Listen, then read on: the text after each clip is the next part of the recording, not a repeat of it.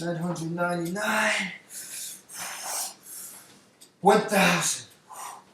Oh, how long you been on that thing for? Coming up on 3,500 minutes. Oh, hey, didn't see you there. Ben and Connor here working out. Let's start our TED Talk. I know, you wanna go. You wanna go. I know, you wanna go. I decided to analyze the novel The Things They Carried by Tim O'Brien through a historical criticism lens. Historical criticism is when someone analyzes a piece of literature by comparing what happened to the book to what was happening around the time of the novel. It also includes how losers in history tend to keep their stories to themselves. Both of these greatly represent the things they carried and help showcase why O'Brien wrote the novel the way that he did. I chose a critical source that focuses on the fact that losers of history tend to underplay the role of their adversary, a theme that is prevalent in the things they carry, but oftentimes overlooked. In the article, I Feel Close to Myself, Solipsism, and U.S. Imperialism in Tim O'Brien's The Things They Carried by Michael Tavel Clark, the possible explanations as to why O'Brien focused much of the story on the American soldier in the inner battle as opposed to the American soldier versus the Vietnam soldier are uncovered. Clark says, like many Vietnam narratives, obsessed with the war's effect on the U.S., an obsession that reduces the Vietnamese to bit players. This means that the U.S. couldn't handle accepting defeat by the Vietnamese, and instead had to focus on how the war affected the U.S., not who affected the U.S. This immature tactic of repressing bad memories could very well be the reason why O'Brien didn't write his novel until the 90s, nearly 20 years after the war, because he knew that his novel wouldn't be well received when America's first lost wounds were so fresh, due to U.S. citizens' egocentric nature. Even still, O'Brien stays cautious throughout his novel, being careful to strictly focus on the American soldiers and their inner struggles, and briefly touches on the Vietnamese soldiers and culture. This creates a safe-feeling environment for the American reader, because throughout the whole book, the protagonist is the American soldier, the antagonist is the American soldier, and pretty much every aspect of the book revolves around America, and not the fact that the U.S. lost to Vietnam, which subconsciously softens the blow for the patriotic American reader.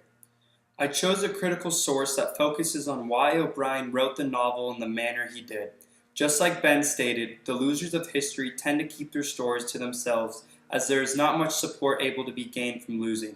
In the paper, A Lesser Imitation, How Redeployment Recalls, Expands, and Departs from the Things They Carried, written by Grace Howard, Howard goes on to say, although The Things They Carried predominantly features character narrator Tim O'Brien, he does not offer one overarching universal understanding of war. For instance, O'Brien's constant obsession with characteristics that comprise a true war story complicate the idea of a singular, universal understanding of war.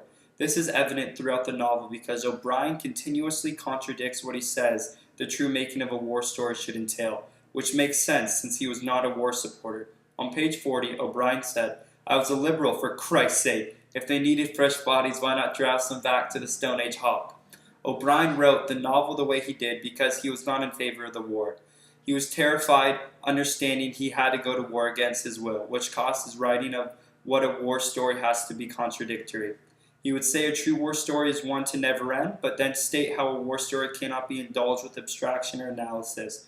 Not allowing an ending to a story forces the reader to make their own analysis. Much like how Americans didn't allow an end for the Vietnam War at all. It sort of just faded away and got swept under the rug of history. O'Brien tells a story of himself as a foot soldier in Vietnam and all the responsibilities and repercussions that came with fighting in the war. What he went through during Vietnam is what most of the soldiers who were drafted to the war went through as well. At just the age of most students in college, some as young as the students in this class, these soldiers went to one of the deadliest wars, knowing they'd be staring death in the eye every day. The innate fear of dying in war is something not only O'Brien was worried about, but the entirety of the young men serving had the same feeling.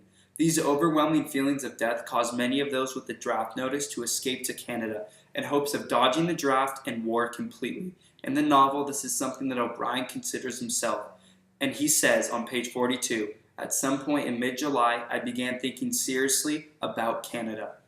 The Vietnam War was one of the deadliest and most gruesome wars the U.S. fought in, furthering the overwhelming urge to flee to a different country. The young men who were drafted saw it as being sent to their deaths, due to how little everyone knew of this uncharted land, and how unprepared all of the draftees were, with many of them holding a gun for the first time when they went to training.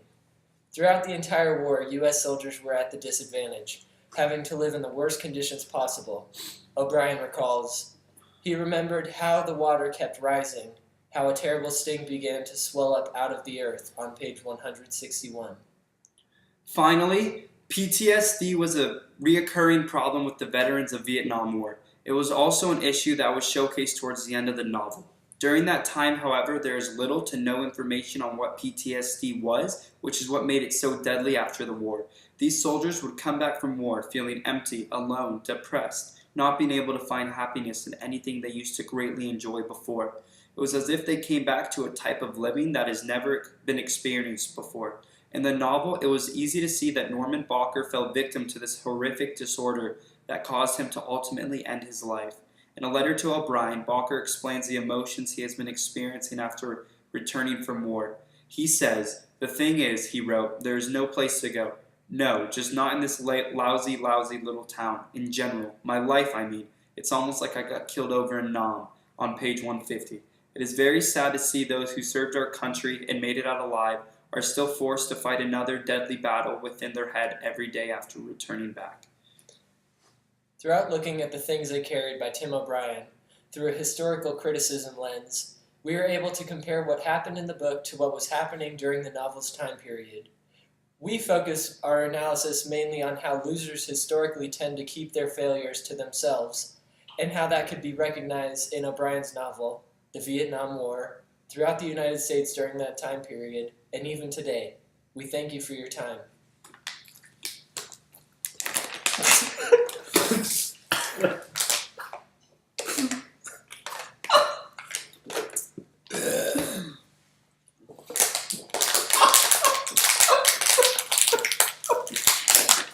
Ah!